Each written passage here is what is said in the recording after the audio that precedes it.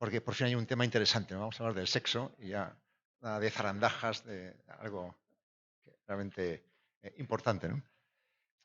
Internet y la segunda revolución sexual.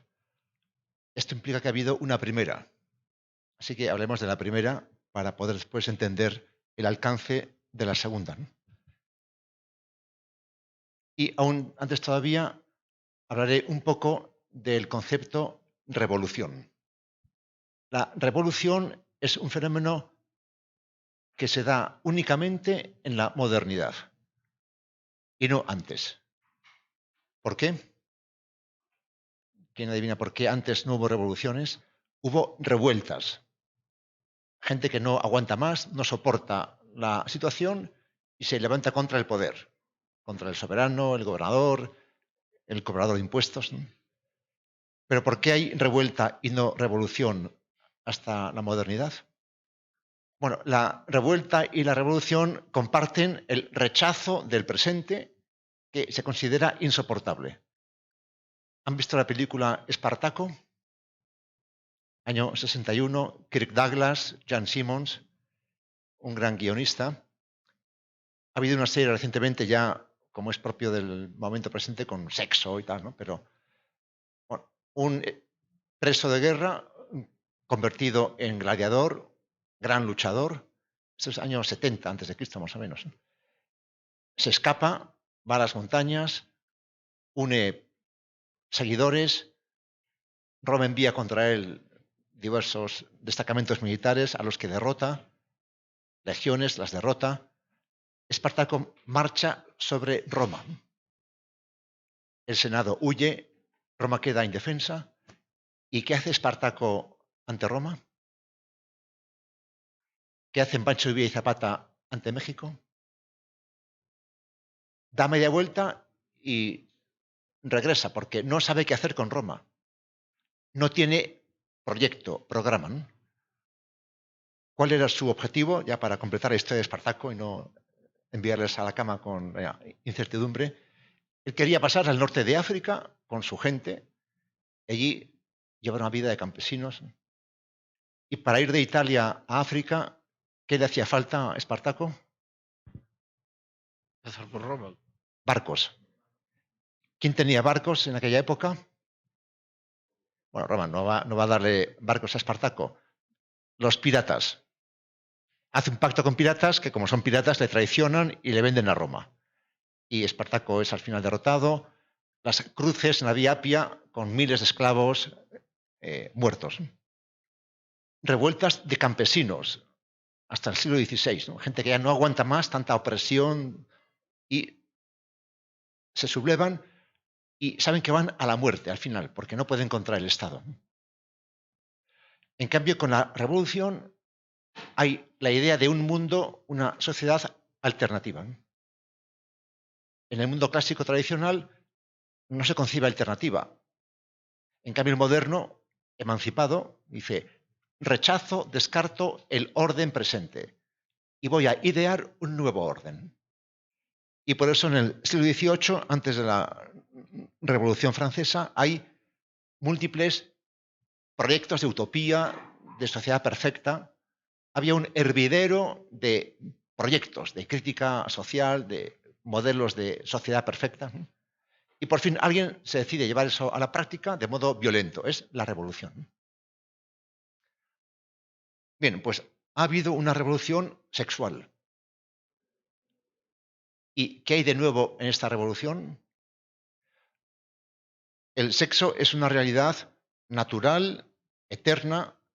Somos seres sexuados, así nos reproducimos. Dos modalidades de ser hombre, varón y mujer. El sexo es una realidad con múltiples dimensiones. La más básica es la cromosómica, ¿no? Todas nuestras células, todas y cada una, están sexuadas, ¿no? Con dos versiones, XX, XY. Hay luego un plano o dimensión hormonal, un equilibrio maravilloso de las hormonas, ¿no? Testosterona, progesterona, etc. Hay una dimensión sexual neurológica.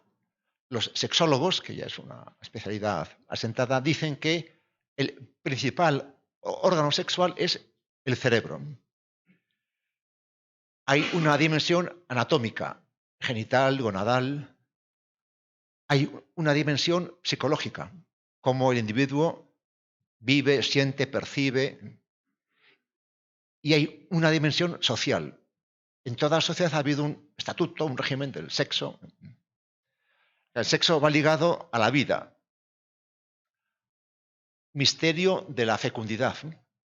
Diosas de la fecundidad, que han sido adoradas por siglos.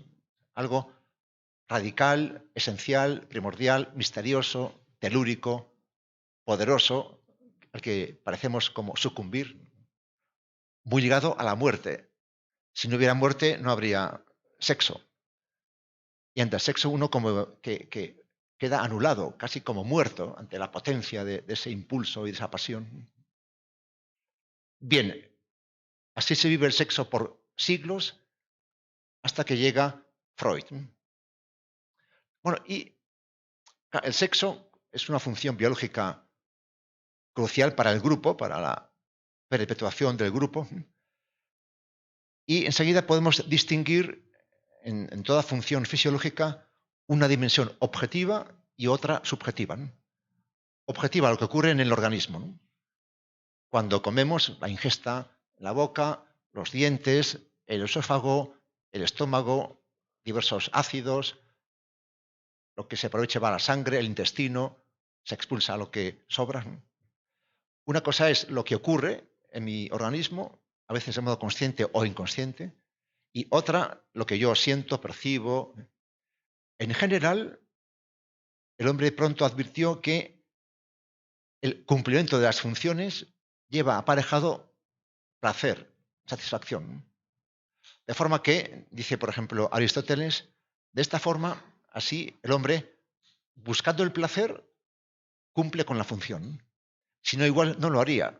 Sería algo enojoso, exigente, pero disfrutamos del placer, de comer, del beber. Entonces ya, de esta forma, pues casi sin querer, sin darnos cuenta, la función queda satisfecha. En la pizarra está Gottfried Benn, un poeta lírico alemán del siglo XX, que escribe una poesía dirigida a sus hijos, y dice más o menos, la traducción es mía: no creáis que yo pensaba en vosotros cuando estaba con vuestra madre. Sus ojos brillaban tanto con el amor. Esta fue la condición humana durante siglos. Hombre y mujer se atraen, se gustan, se quieren y, como efecto de ese amor, viene la descendencia. Distinguimos, primero, teóricamente, lo objetivo y lo subjetivo. Y podemos separarlos conceptualmente y realmente. Banquetes romanos, 2-3 días de disfrute gastronómico con platos refinados, delicatessen, traídos de todo el imperio, recetas que hoy ningún chef es capaz de reproducir.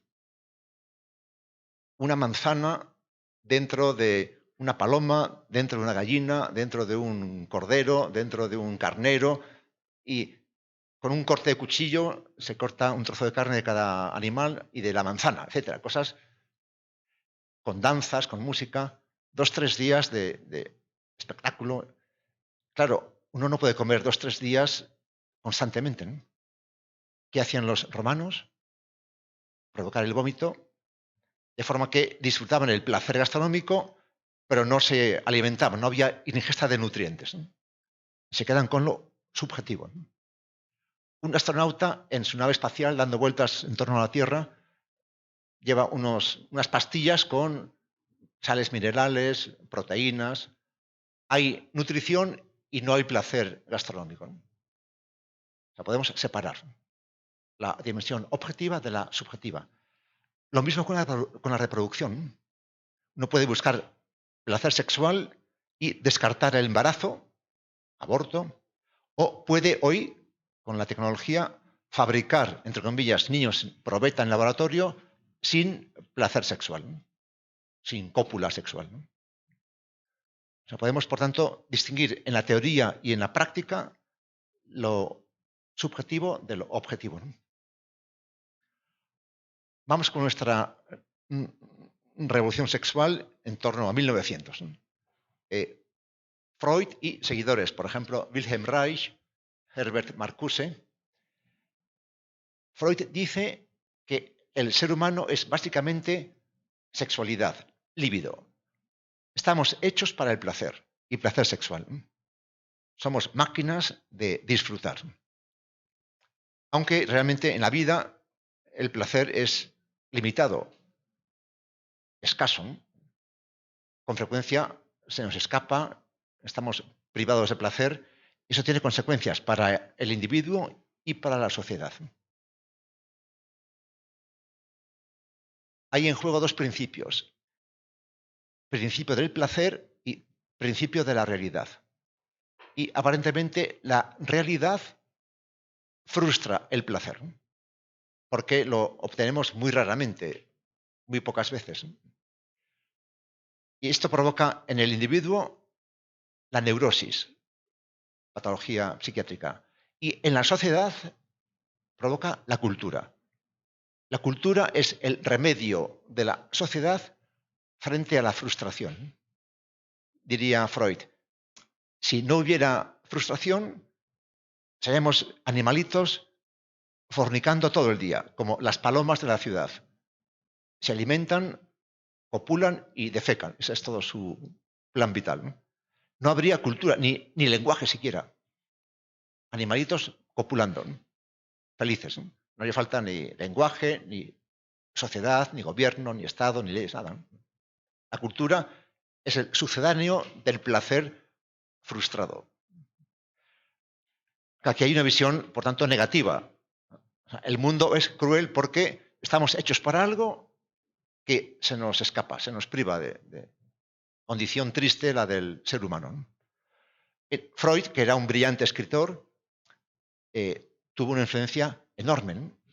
En el mundo académico, en el mundo de la cultura popular, del cine, del cómic. Ha habido freudismo hasta la última gasolinera del último rincón de los Andes, ¿no? Ha llegado Freud, ¿no? Y sus seguidores, ¿no? Marcuse une a Freud con Marx, ¿no? Es el ideólogo del movimiento hippie y de la revuelta estudiantil, años 60, en Occidente, años de gran desarrollo económico, prosperidad, riqueza. Dice Marcuse, ha llegado jauja. Podemos dejar de trabajar y hacer el amor. Hace el amor, ¿no? Guirnalda de flores, droga, alcohol, LSD, etcétera. Vida maravillosa, ¿no? Ya estamos en jauja. El ideal de Freud se puede cumplir, ¿no? Así pues, primer elemento, primer ingrediente de esta revolución, como corresponde, sería la elaboración intelectual. Nota a pie de página, algo similar ha ocurrido con la violencia. Ha habido siempre violencia en la vida social, ¿no? Casi como un fenómeno inevitable, como hay tormentas y tempestades, había violencia, ¿no? Pues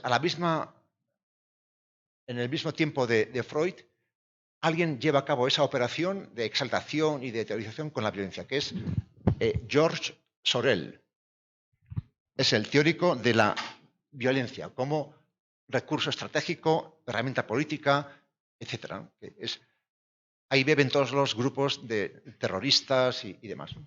Otro fenómeno del siglo XX y XIX, ¿no? O sea, ya la violencia ya no como algo catastrófico y natural, sino como recurso aplicado de modo estratégico, ¿no? Segundo ingrediente de nuestra revolución. Ingrediente social. Desde el Neolítico hasta el 1900 hubo un reparto clásico de papeles en el seno del hogar, ¿no? La mujer en casa, siempre embarazada y siempre criando, porque había una gran mortalidad infantil, los bebés bebían poco, entonces estaba siempre embarazada y criando, ¿no? Eso limita su movilidad, ¿no? Cultiva un poco de tierra, una huerta, cría un par de animales, teje, y el varón fuera, comerciando, pastoreando, cultivando, guerreando. Eso se va a terminar en el fin del 19. ¿Han visto la película Mary Poppins? ¿Les suena? Hay dos, la buena del año 60 y pico y una reciente de Hollywood, peor, y la buena de Julie Andrews, etc. La familia Banks, el papá es banquero, ¿y qué hace la mamá de la familia, la esposa del banquero? ¿A qué se dedica? Es sufragista, ¿no? Está todo el día en la calle con pancartas pidiendo el voto para las mujeres, y los niños en casa solos, por eso viene Mary Poppins para hacer de niñera, ¿no? El primer feminismo busca el voto de las mujeres. Y vienen las dos guerras mundiales. Los varones van todos al CENTE, son llamados a filas, ¿no? Y la mujer se hace cargo de todo. Comercio, hospitales, clínicas, oficinas, fábricas, ministerios, y lo hace muy bien. Y ya no volverá al hogar, ahí se quedan. La mujer ingresa en el ámbito educativo, van a la escuela y a la universidad, y en el ámbito laboral. Se acabó el reparto clásico de papeles. Tenemos mujeres que salen del hogar, se forman, se preparan y trabajan.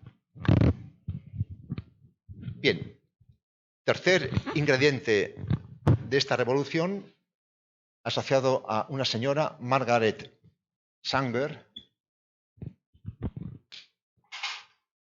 ¿Quién sabe algo de Margaret? Es la fundadora de Planned Parenthood, una norteamericana de profesión enfermera, se casa con un millonario y firma un contrato matrimonial peculiar, porque ella vivirá en un ala del palacio, de la mansión, y tendrá completa libertad sexual. Estipulan en su contrato, ¿no? Es la fundadora de Planned Parenthood con una intención o propósito básicamente racista y eugenésico. Hay que preservar Norteamérica de negros, mulatos, indígenas, inmigrantes, hispanos. Hay que salvar la pureza de la raza anglosajona, ¿no? Y ella encarga la píldora, que es el ingrediente del que hablamos, ¿no? Ingrediente farmacológico o químico, ¿no?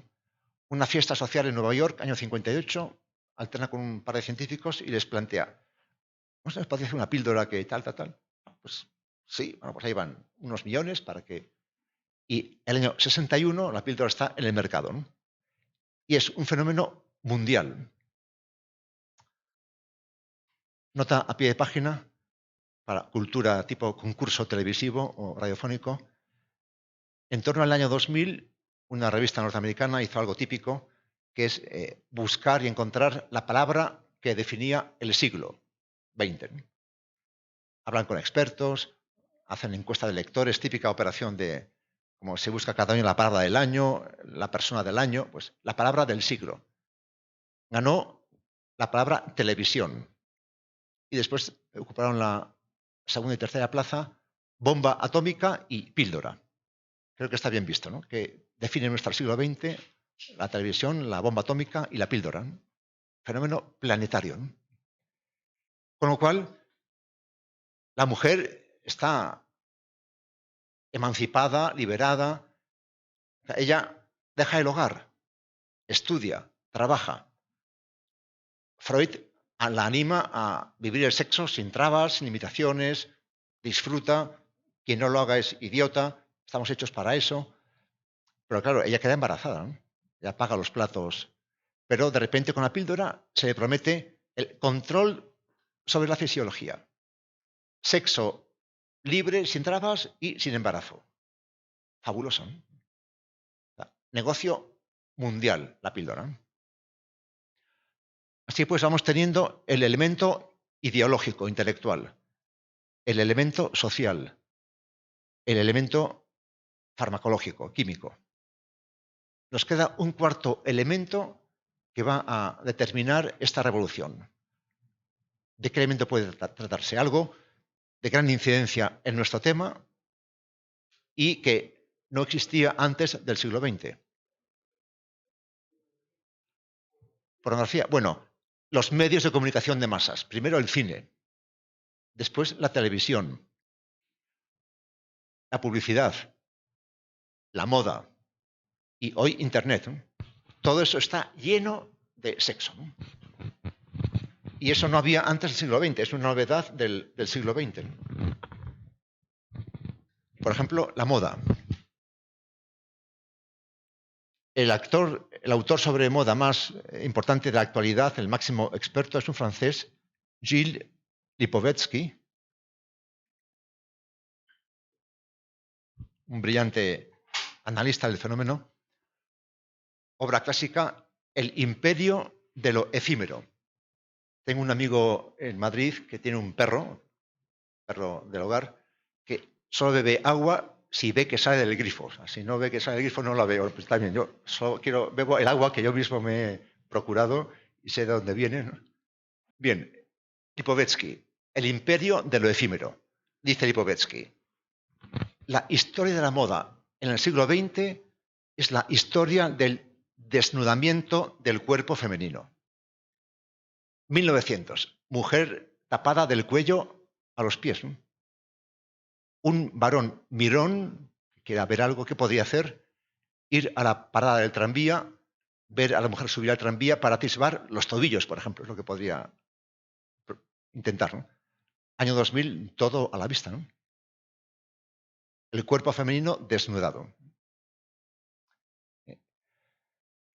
La publicidad, el cine, ya hemos visto dos grandes temas que atraen a la audiencia, desde el teatro clásico griego hasta las series de Netflix o de Amazon, el sexo y la violencia, la vida y la muerte. Y si queremos más audiencia, pues más sexo, más sangre o su combinación, que es también interesante, ¿no? Combinar, ¿no? O sea, por tanto, sexo omnipresente, ¿no?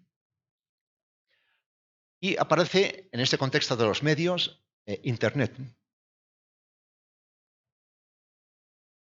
Que lleva a muchos expertos a declarar que Internet no es un medio más, es una auténtica revolución por el alcance, la extensión, la profundidad y al hilo de 5 AES, 3 AES previas y 2 AES posteriores o consecuentes al fenómeno. La primera A sería accesibilidad. La segunda, anonimato. La tercera, abaratamiento. Y las AES consecuentes serían aceptación social y también agresividad. Bien, en torno al sexo, como vemos, se trata de una pulsión humana radical, algo potente, poderoso, algo de lo que pocas veces se habla en este tipo de debates sobre el género, el sexo, etcétera, es la dimensión económica. Hay muchísimo dinero en juego. Y cuando hay tanto dinero en juego, las barreras morales y legales caen con facilidad. Bueno, la ONU y la Interpol hablan de 3 grandes tráficos mundiales, tráficos, digamos, delictivos. ¿De qué 3 tráficos se trata? ¿Qué 3 tráficos mueven dinero y son redes mundiales? Armas, claro, y droga, ¿no?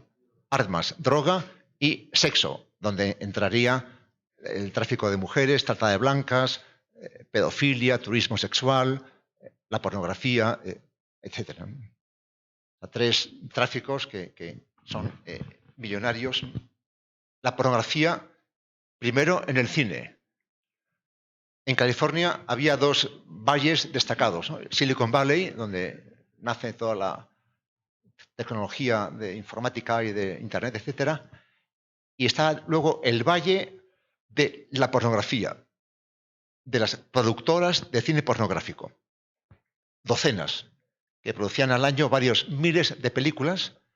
Las películas, estas XX, de cine para adultos, había en los cineclubs, había los estantes con películas normales y luego una especie de cortina y detrás la pornografía, ¿no? ¿De qué valle se trata? ¿Qué valle era la meca del cine erótico y pornográfico? San Fernando. Hoy San Fernando es un desierto en ruinas, porque con Internet ya las películas no tienen sentido, ¿no? Igual que ya no tiene sentido el videoclub como negocio, ¿no? Había la gran cadena mundial Blockbuster, ¿no? ¿Les suena? Blockbuster es un término que se usa en el mundo del cine y en el mundo de la farmacología, de la farmacia, para designar una película o un medicamento que venden 1.000 millones de dólares, ¿no? Eso es un blockbuster, ¿no? Para la cultura general, ¿de dónde procede la palabra blockbuster? ¿De qué ámbito semántico procede blockbuster? Block es una cuadra y buster, barrer, ¿no? Eran unas bombas de la Guerra Mundial que barrían una manzana, una cuadra entera, ¿no? Bomba de no sé cuántos kilos que dejaba una cuadra planchada, ¿no? Bueno, pues eso se aplica al fármaco y a la película, ¿no? Blockbuster, ¿no? Un bombazo, ¿no? Bueno, pues con el sexo en los medios hay un negocio inconmensurable, ¿no? En todos los órdenes. Por ejemplo, la prostitución en locales, prostíbulos, burdeles, en domicilios. Según parece, en el comercio, en todo el mundo, hay una tendencia a la gran superficie. Aquí he visto, me han dicho los malls que han surgido, ¿no? El mall, ¿no? Pues hay una tendencia en España, en Europa, al macroburdel. Edificio enorme, como un gran hotel, con cientos de mujeres que dan su servicio, ¿no? No he traído, bueno, no la he traído conmigo, una entrevista al gerente de un macroburdel en España, ¿no? Que es un tipo normal, abogado, casado con un par de hijos y cuenta con toda sencillez. Yo trabajaba antes en el sector de los seguros, ¿no? Y estaba harto de no cobrar con rapidez. Letras, pagarés a 60 días, 90 días. Dice, en este negocio se cobra en el acto y en billetes, todo cash, ¿no? Es una maravilla, ¿no? O sea, gran cantidad de dinero y todo en mano, ¿no? No sé si han oído hablar del portal OnlyFans, ¿les suena? Creado hace pocos años, 3 años, por 3 ingleses, creo que incluso puede que sean hermanos. Y es una versión de Instagram un poco más erotizada, imágenes, entre comillas, atrevidas, que rozan lo pornográfico, de modo que los espectadores pagan. Hay bono, uno paga por ver foto de sus estrellas, ídolos, y la gente que se expone, que pone sus fotos en OnlyFans, lleva parte del dinero. El dinero que paga el abonado se reparte entre la estrella y la empresa. Cuando arranca la pandemia, OnlyFans tiene unos 5 millones de abonados. Acaba la pandemia y tiene 95 millones. Hoy tiene 130 millones.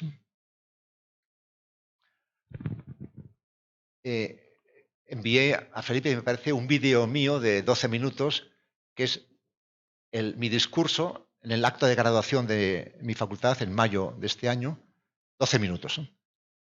Y hablo de OnlyFans, porque hay en Pamplona una llamada Casa de la Juventud, que es un ente del gobierno para la juventud, ¿no? Hay actividades, formación, y hay también una asesoría jurídica para jóvenes. Y me contaba la abogada que lleva esta asesoría que hay alumnas, alguna alumna mía en concreto también, no me dio nombre, lógicamente, que ganan plata con OnlyFans. Ponen fotos, una ya tiene $100.000, 100.000 euros. Y claro, OnlyFans tributa, es una empresa legal, pero esta chica no, esta chica de momento opera en negro y acude para ver cómo me doy de alta como autónoma, cómo me pongo en regla para cobrar, ingresar, pagar impuestos. O sea, gana al mes varios miles. Me decía, esta chica cuando acabe la carrera, ¿qué va a hacer? ¿Ir a un empleo en prácticas con un contrato miserable o ganar plata a lo grande con esas fotos? Entonces yo hablé de esto en mi discurso. Claro que también me contaban que más de un alumno que estaba como dormitando, de repente oyó OnlyFans y ya despertó a ver que esto se ponía interesante, ¿no? El discurso, ¿no? O sea, un negocio fabuloso, ¿no? Fabuloso, ¿no? Vivimos en una sociedad altamente sexualizada, ¿no? Cuando esto lo dice, uno lo cuenta a los jóvenes, digo, claro, en mi infancia, claro, es verdad que era hace 120 años, esto no existía, ¿no? O sea, no había esa presencia universal en las películas, cine, televisión, los kioscos, las portadas, la moda, todo. O sea, y de repente, claro, ellos, para ustedes, es lo natural, es lo que no conocen otro ecosistema, otro mundo, ¿no? Que ese mundo altamente sexualizado, ¿no? Las pantallas. ¿No? Se calcula que la pornografía llega a los niños a la edad de 8 y 9 años. Porque se topan con ella. Tienen celulares con internet y con todo. ¿No? Es el típico regalo de la primera comunión en España, en el mundo católico. ¿No? Y claro, les llega. Y como son curiosos, pues hacen clic a ver qué pasa y ahí se encuentran. Muchos no saben ni lo que hay, otros sí. O sea, por eso ya las campañas para prevenir adicciones de la pornografía, de la droga en España, se dirigen ya a niños de 8, 9, 10 años. Es cuando el fenómeno arranca. ¿No? Hay una gran precocidad en la iniciación de conductas de riesgo. Tabaco, alcohol, droga, sexo, etc. Y muchos papás no tienen ni idea, no saben nada de por dónde andan sus hijos, ¿no? Físicamente y en la red. ¿No? Viven en la más completa ignorancia. Siempre cito aquí a un físico español, Pedro Echenique, una eminencia, creo que es física del estado sólido, que decía, ciencia es lo que los papás enseñan a los hijos y tecnología es lo que los hijos enseñan a los papás. ¿Quién planifica, programa la grabadora, el vídeo, etcétera? Los hijos, ¿no? Los papás con frecuencia no saben nada, están superados. ¿No? Bueno, ese celular con internet en manos de un niño pequeño es una bomba, ¿no? Que puede explotar o no, pero ahí están. ¿No? Y con frecuencia los papás, no, porque así sé dónde anda y eso me da seguridad y lo tengo controlado. Eso te crees tú que lo controlas. ¿No? Y luego viene la policía un día a casa del papá a decir que su hijo, la droga, no, imposible, si mi hijo, si yo sé siempre dónde está y con quién, no, usted no sabe nada. Y claro, hay muchos papás cristianos, gente de bien, gente de orden, con buena intención, que envían a los hijos a la muerte. Por ejemplo, en Santa Cruz de la Sierra, Bolivia.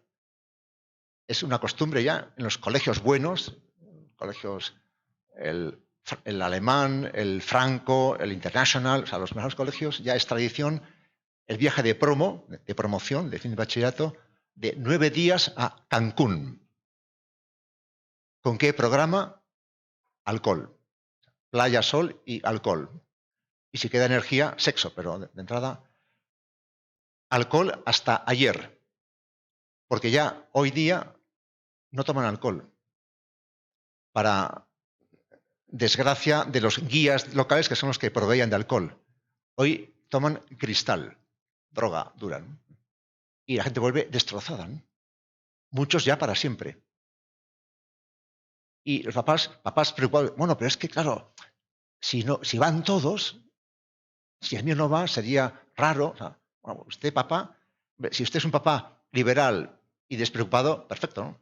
Lo que haga el hijo le tiene sin cuidado, correcto, ¿no? Pero usted es un papá que declara que le preocupan los hijos, la educación, ¿no? Y envía a su hijo a Cancún. Una incoherencia sorprendente, ¿no? Bueno, las pantallas, Internet, tiene consecuencias, ¿no? Ya el manual de diagnóstico norteamericano, el DSM, ya recoge la adicción a la pantalla como patología, ¿no? Y también la pornografía enseguida lo estará, ¿no? Congreso anual de los abogados de familia matrimonialistas norteamericanos. Dicen que en torno a 2/3 de las rupturas matrimoniales en Norteamérica van ligadas a la pornografía. El varón se hace adicto, deja de interesarse por la mujer. Es que la pornografía es además fraudulenta, ¿no? Porque presenta unas mujeres que son irreales, ¿no? Aparte de que estén maquilladas y la silicona de cirugía, el tipo de mujer que ahí aparece es falso, ¿no? Son mujeres, según parece, siempre ávidas de placer y que disfrutan sufriendo. Porque en torno al 80% de los vídeos de pornografía incluyen violencia. Y como pasa siempre, el estímulo reiterado sin más produce un placer decreciente. Si queremos retener o incrementar la audiencia, hay que incrementar la dosis, ¿eh? La violencia, el sadomasoquismo, etcétera, ya todas aberraciones con niños, con animales, todo lo que uno puede imaginar está en el mercado, ¿no? Y ese varón que se vuelve adicto a ese tipo de experiencias ve a su mujer de carne y hueso y le parece algo despreciable y nada interesante. O sea, la pornografía arruina matrimonios, arruina trabajos y carreras profesionales, es una catástrofe social, ¿no?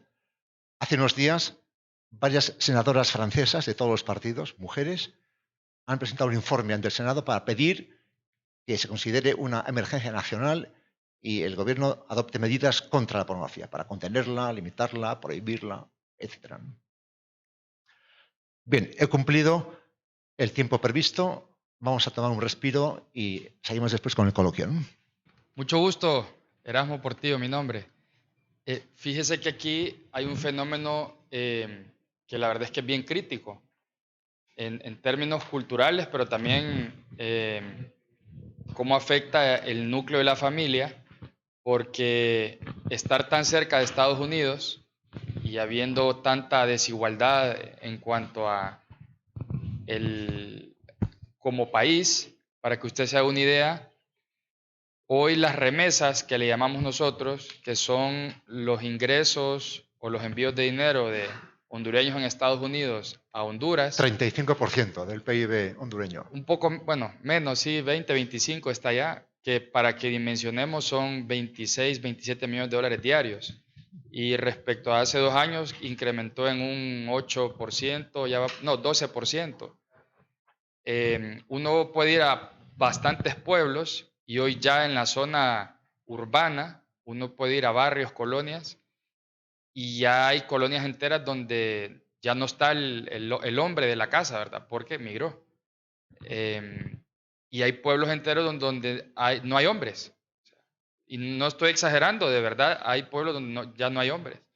Entonces sí genera una distorsión y evidentemente también a veces queda la madre sola y tal vez el migrante que se fue hace 5, 6, 7 años, muchas veces pues encuentra otra pareja allá.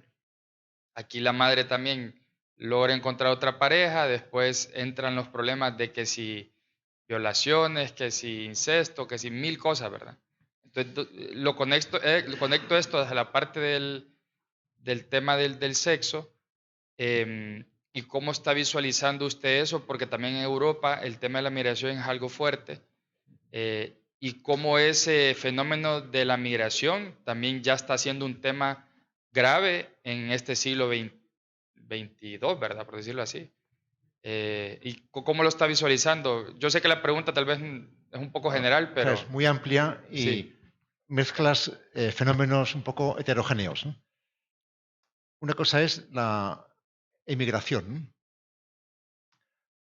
que lógicamente provoca separación de familias. También a veces emigra la mujer, ¿no? Por ejemplo, en España, personal doméstico son mujeres bolivianas, ecuatorianas, que sostienen a la familia aquí en América, ¿no? A veces, con frecuencia, el padre está desaparecido o es un zángano. Eh, Me contaba hace poco, hace unas semanas, en Santa Cruz, un constructor que él pagaba cada semana a sus empleados y en varios casos pagaba a la mujer. Ya habían pactado que él daría el dinero a la mujer, porque si lo da al varón, lo gasta en el trago y llega a casa sin nada, ¿no? Efectivamente, ese es un problema de estructura familiar. Toda emigración tiene también efectos en la vida familiar y sexual, ¿no? Es conocido ya desde la antigüedad, por ejemplo, eh, ambientes masculinos alejados de casa, ¿no? Ejércitos, ¿no? La conquista del oeste, pues muchos hombres entre sí mucho tiempo, pues eso da lugar a homosexualidad, ¿no? En China, eh, política del hijo único durante decenios. La hija es poco útil porque se casa y va con la familia del marido. Entonces, ¿quién cuida a los papás mayores? Es el hijo varón, por tanto, aborto selectivo de niñas. Hoy hay en China un déficit de 15 a 20 millones de mujeres que faltan. Eso va a provocar en muchos varones o bien homosexualidad o prostitución. O sea, son fenómenos antiguos, previsibles, etcétera. Hombre, lo que hace Internet, me parece, es agudizar, incrementar. Y también con expresiones propias. El dating, de repente, la gente hoy busca pareja en gran parte a través de la red. También porque la vida es complicada en las grandes ciudades. No hay tiempo para salir a los bares, a fiestas, donde conocer gente, decimos en España, a ligar, a cortejar. Eso va a menos, ¿no? Y la gente quiere ser rápida, eficaz, ya acude a estos portales. Una gran industria del dating a través de la red. También con severas limitaciones y mucho fraude. Se saben. En general, en estos portales, el varón paga una cuota mensual. Las mujeres no pagan o pagan mucho menos, ¿no? Cuando un varón se inscribe y empieza a cotizar, de repente tiene mujeres que le escriben, que se interesan, y caramba, fabuloso. Son empleadas de la compañía que hacen de cebo, ¿no? Para que el varón pique y esté allí. Bueno, Tinder. Tinder presume en su propaganda de que ya ha facilitado 10.000 millones de encuentros sexuales. ¿Y cómo se llaman las mujeres usuarias de Tinder en Norteamérica? Tinderella. Bluetooth, etcétera. Ya hay aplicaciones para el puro encuentro sexual sin más, ¿no? Cruising, fenómeno sexo por la vía rápida en lugares públicos, parques, baños públicos, etcétera. Hay toda una serie de fenómenos y lo que se observa es que ya no se corteja, no se habla, es todo acción directa, punto, ¿no? Sin más preámbulos, ni más. Bueno, hoy la gente joven en Occidente, siempre todo es, primero es Norteamérica, donde los fenómenos aparecen, se estudian, se cuantifican, no sabe tratar a las chicas, ¿no? Les falta vocabulario, les falta habilidad social, respeto, educación, porque en gran medida su educación sentimental tiene lugar en la red, con la pornografía, ¿no? Y creen que lo que ven en esas imágenes es lo normal, lo que la mujer espera. Y son brutales, desconsiderados, etc. O sea, hay todo un juego de equívocos, ¿no? El sexting, ya entre adolescentes, ¿no? Y son todos fenómenos masivos, de miles, cientos de miles, millones de contactos, de accesos, de entradas. Es una pandemia increíble, ¿no? Lógicamente, si hay emigración y separación, pues ocurren ambas cosas, ¿no? Buscar a alguien en el sitio de destino y la red, ¿no? Por ejemplo, sociología de la familia. Consta empíricamente que los matrimonios a distancia apenas funcionan. Mal. Tasa muy elevada de separaciones, ¿no? Muy común en Europa, ¿no? Pues como los trabajan y hay movilidad, te envía la empresa a otro sitio, bueno, pues están durante la semana separados y el fin de semana se agrupan, ¿no? Claro, 5 días separados o 4 días separados, ¿no? Y bueno, se pueden hablar, pueden chatear, etcétera, ¿no? Pero después, claro, llega el fin de semana y hay como la obligación, entre comillas, de disfrutar, pasarlo bien, y a veces uno está cansado, en fin, o sea que no es sencillo, ¿no? O sea, con la estadística en la mano, esas uniones acaban mal. Conciliar es un reto para la mujer y para el hombre. Y yo conozco Escandinavia, Noruega, etcétera, Suecia, Dinamarca, son los países del mundo donde más se favorece la conciliación, culturalmente, legalmente, es el paraíso de la conciliación. Y aún así hay problemas. Ya no digamos cuando el clima cultural, laboral y legal pone obstáculos, ya es la muerte, ¿no? Bueno, por eso yo digo a la gente joven, tenéis que plantearos de qué vais en la vida, a qué apostáis, qué queréis, ¿no? Por ejemplo, en mi ámbito de la comunicación, en la facultad donde doy clase, se sabe en Occidente, ámbito de la comunicación, prensa, radio, televisión, publicidad, cine, etcétera, es un ámbito con una tasa altísima de rupturas, separaciones, divorcios, porque vidas desordenadas, horario desordenado, múltiples contactos, etcétera, etcétera, ¿no? Pues hay que saberlo, ¿no? Bueno, pues a ver qué riesgo asumo, dónde me meto, con qué implicación. O sea, no es fácil, pero lo primero es cobrar conciencia de la dificultad del asunto, ¿no? de este planteamiento familiar, laboral, profesional. Pero no sé si has visto en tus diferentes lecturas y estudios el efecto de todo ese otro contenido que también está en internet y que igualmente se vuelve accesible. eh, Puede ser lo que sea, de TikTok, videos de gatos, de lo que fuera, ¿verdad? Pero cómo también afecta a las relaciones humanas, ¿verdad? Por decir, al final uno pueda que invierta mucho tiempo en otras cosas y diga, no, pero no me estoy portando mal, entre comillas, porque no estoy consumiendo porno ni nada, pero igual estoy dejando de dedicarle tiempo a alguien, quizá, igual en los matrimonios me imagino se agudizará más ese impacto. Ahora no sé si has qué comentario al Sí, respecto me claro. podrías dar. Hombre, el ser humano es social por naturaleza, ¿no? El hombre solo se muere, ¿no? Y necesitamos ser acogidos, queridos, comprendidos en el seno del grupo familiar, el clan, etcétera, ¿no? Entonces también el estilo de vida moderno a veces dificulta el trabajo, desplazamientos, horarios exigentes, etcétera, ¿no?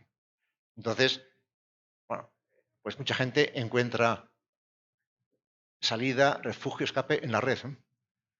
Conozco un matrimonio chileno, colegas, ya con varios hijos, y como Santiago es grande y los dos trabajaban, papá y mamá, decidieron ya hace mucho tiempo que la comida familiar sería el desayuno. Media hora de desayuno diario. Implicaba madrugar, pero lo hicieron. Se sabe empíricamente que para los niños la comida en familia, ya sea almuerzo, cena o desayuno en este caso, es importantísima, ¿no?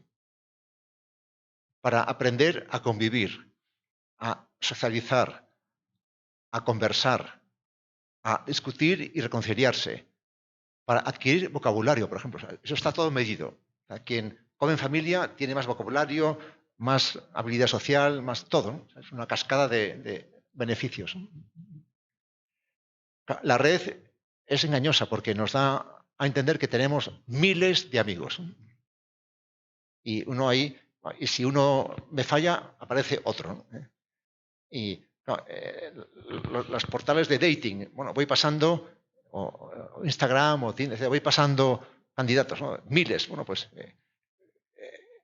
mera potencialidad de contactos que pueden ser gratificantes, decisivos, eso es expectación grata, ¿no?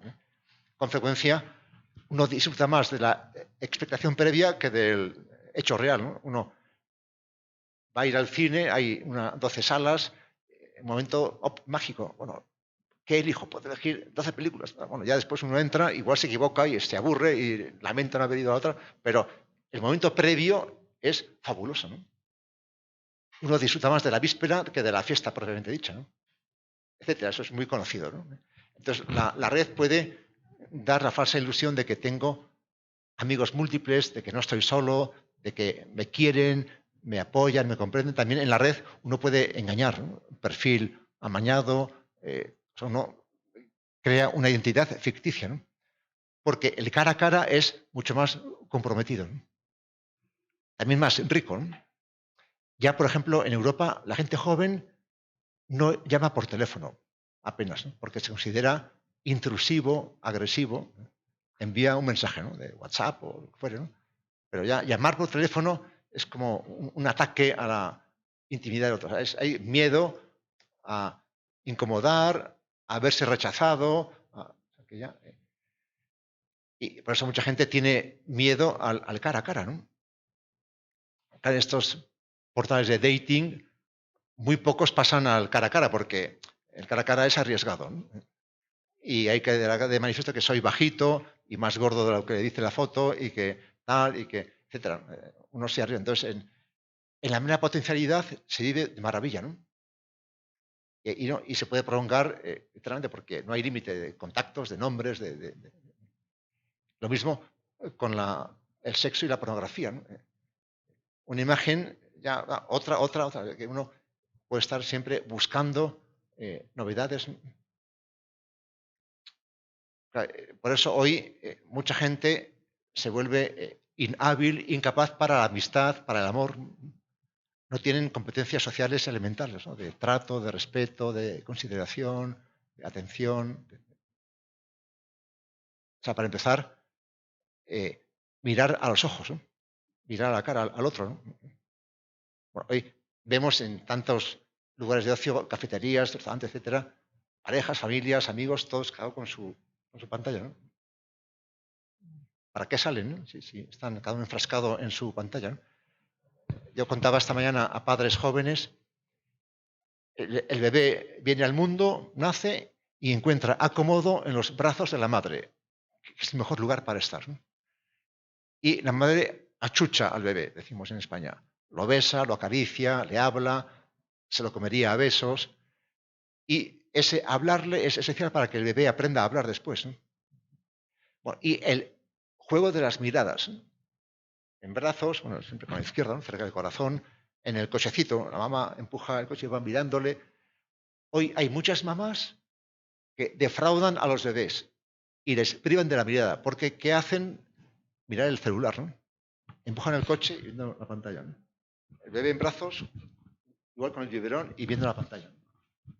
Ya esa pobreza irrumpe ya en la primera infancia, ¿no? Ya hay una barrera, papás y mamás ausentes. Poco antes de venir para acá, en Pamplona, quedé con un amigo en una plaza y un parque de juegos infantiles el típico columpio, ¿no? De unos 60 en cada extremo y van subiendo, bajando. Un papá con una niña de 7 años, 8 años, ¿no? La niña sentada en su extremo y el papá con la mano izquierda iba empujando y con la derecha viendo el celular. Y a la niña le gritó, papá, al fin. Ya. De repente las pantallas se interponen, ¿no? Y se empobrece el cara a cara, que es lo humano realmente, ¿no? Ok, buenas noches, ¿verdad? Sí tengo bastantes cosas porque seguro que lo que voy a decir a más de alguno pues no le va a parecer, pero sí estoy de acuerdo que el Internet es una revolución, totalmente de acuerdo, y es que las revoluciones siempre hay afectados y afectadas, eso creo yo que históricamente lo hemos visto, que las revoluciones son tan fuertes que no todas las personas van a salir siempre beneficiadas. Y lo hemos visto en las revoluciones industriales, en las revoluciones intelectuales, agrarias en China, por ejemplo. Históricamente las revoluciones como la de Cuba también, siempre hay gran número de afectados. Y yo creo que eso es parte de entender. También pienso que la familia había que repensar ese concepto, ¿verdad? Porque la familia como categoría filosófica hasta se comercializa. Vemos comerciales de la familia, políticamente hablando, la familia, por ejemplo, como un narcoestado por más de 12 años vendía ese concepto de la familia conservadora, ¿verdad? Entonces también eso juega un papel fundamental en la revolución sexual. La mujer. Sí tengo como algunas cuestiones respecto a eso, porque pienso que la sexualización de la mujer no es culpa de la mujer como tal, porque la filosofía también asevera que yo me construyo con la mirada de la otra edad. Entonces también el hombre forma parte de la sexualización de la mujer en el OnlyFans, porque estoy seguro, no tengo el dato, pero sí asevero que más del 50% de las personas que pagan OnlyFans son hombres. Totalmente de acuerdo en eso. Yo creo que estoy casi seguro en eso. Entonces, también el hombre como tal forma parte de la sexualización de la mujer y yo creo que es una realidad que debemos de afrontarla. Entonces, es como el machismo no solo es de hombres, también la mujer tiene una mirada allí también. Es algo complementario. Entonces, esto me lleva a preguntarle en este caso a usted, ¿qué rol debería de jugar el papel del Estado, por ejemplo, en la visibilidad de la revolución sexual en el Internet? En aras de que la mujer poco a poco está tomando más campo y sería bueno que en este espacio contemos con una mujer presente para que nos daría su opinión, en aras de que en Honduras hasta apenas tenemos la primera mujer presidenta, ¿verdad? Esto también yo creo que es una conquista hasta cierto punto mencionarlo, porque la mujer siempre ha sido visibilizada como la más débil biológicamente hablando y siempre ha sido visibilizada como el ser humano más débil en comparación al hombre. Y biológicamente puede ser cierto, pero hay juicios morales y éticos que también eso debe permear en un estado en Honduras que dice ser laico y que evidentemente no lo es, ¿verdad? Esa sería mi pregunta. La reitero, ¿qué rol debería jugar el papel o qué papel debería tener el Estado de cada nación para regular esta revolución sexual para que las personas sean menos afectadas? Porque en la revolución siempre habrán, porque la revolución, como usted lo menciona, es algo bien abrupto, es algo bien fuerte, que en definitiva siempre habrán personas afectadas. Entonces, ¿qué papel debería jugar el Estado para reducir este número de personas afectadas? Muchas gracias. Bien. Bueno, has planteado una temática amplia, doy un par de pinceladas a modo de respuesta. Mujer y pornografía. Efectivamente, el hombre es el consumidor mayoritario de la pornografía, pero la mujer va entrando en el negocio como espectadora y como productora y actora, por así decirlo. Y con el lema o el moto de que la pornografía hecha por hombres es brutal, vulgar, primaria, y la de ellas es mucho más sofisticada, delicada, matizada, etc., ¿no? Pero ellas entran de modo creciente en el consumo y en la producción. Bueno, papel del Estado, ¿no?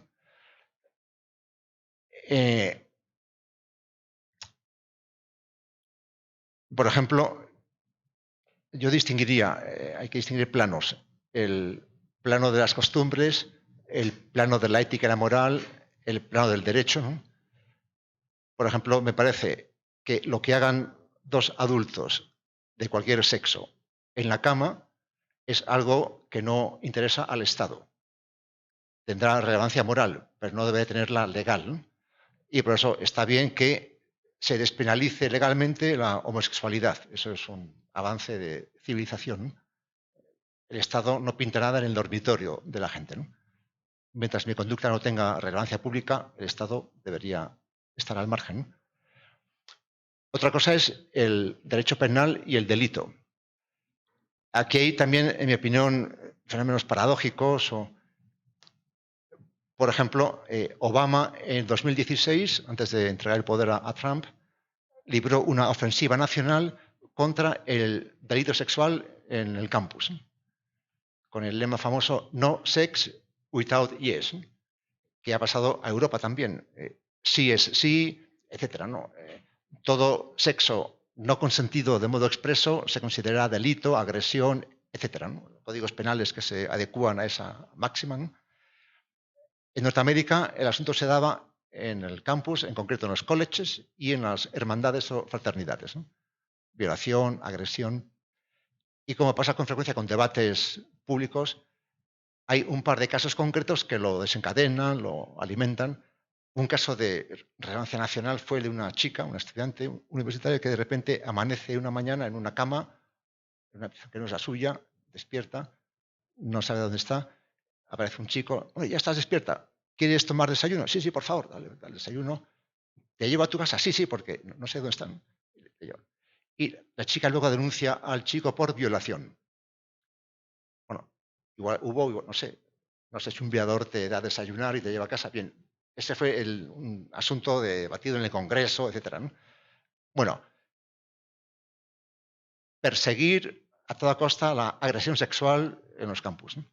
Pero claro, de lo que no se habló en absoluto es del contexto que provoca, favorece, propicia ese delito, que es un contexto de 3 ingredientes: la noche, el alcohol y la droga, ¿no? Juntemos noche, alcohol y droga. ¿Qué pasará después? De todo. Pero de las causas no se habla. Eso ni se menciona, ¿no? ¿Es coherente? Yo únicamente planteo conexiones, causa-efecto, contexto, etcétera, para que seamos sensatos, coherentes, racionales, razonables. Bien, ¿hasta dónde llega el ámbito privado y dónde empieza la esfera pública? Tema controvertido, ¿no? A la vez, no se conoce Estado ni antiguo ni moderno, si cabe hablar de Estado antes, desde Mesopotamia, Egipto, etcétera, que no regule la familia y el matrimonio. ¿Por qué? Porque va en juego la propia reproducción sexual, ¿no? La continuidad de la sociedad, ¿no? O sea, eso afecta, interesa al Estado, ¿no? Porque, bueno, un famoso experimento fue el de la Unión Soviética, ¿no? El marxismo trata de acabar con el mundo burgués y en ese mundo con la moral sexual y con la familia, ¿no? Esto ya está en Engels y en Bauer, ¿no? Entonces, triunfa la revolución, familia abolida, sexualidad disparada. ¿Qué ocurrió en la Unión Soviética? Un caos social monumental, ¿no? Y en 3 años el gobierno vuelve a la moral familiar clásica, ¿no? Entonces, bueno, pues hay muchas implicaciones, muchos fenómenos nuevos, efectos morales, efectos legales, etc. Entonces hay que deslindar. No cabe, como digo, Estado sin política familiar. Y bueno, a la vez en Occidente ya no hay consenso en torno a lo básico de la vida, lo que es la persona, la sexualidad, la familia, etc. Hace poco decía un político alemán, lo que define la familia, lo que la establece, lo que la crea, es el hecho de compartir el refrigerador. Donde se comparte una nevera, hay familia, ¿no? Y decía la ministra española de Igualdad, familia es compartir un mismo techo. Por ejemplo, un piso de estudiantes, son familia. Esto es algo, bueno, revolucionario e imposible, porque familia con efectos legales de viudedad, pensión, etcétera. Eso es un disparate, eso es imposible, ¿no? Pero bueno, es la idea. O sea, lo que sea familia ya no está claro, ¿no? ¿Qué es familia? Pues no consta. Bueno, no está claro en los debates en el Congreso norteamericano, etcétera, qué es ser mujer. Nadie responde a la pregunta qué es ser una mujer. Consta, ¿no? Premios Nobel, ¿qué es una mujer? No lo sé. Hay unos tiempos, como dice una maldición china, ojalá te toquen vivir tiempos interesantes, ¿no? Pues vivimos tiempos interesantes, ¿no?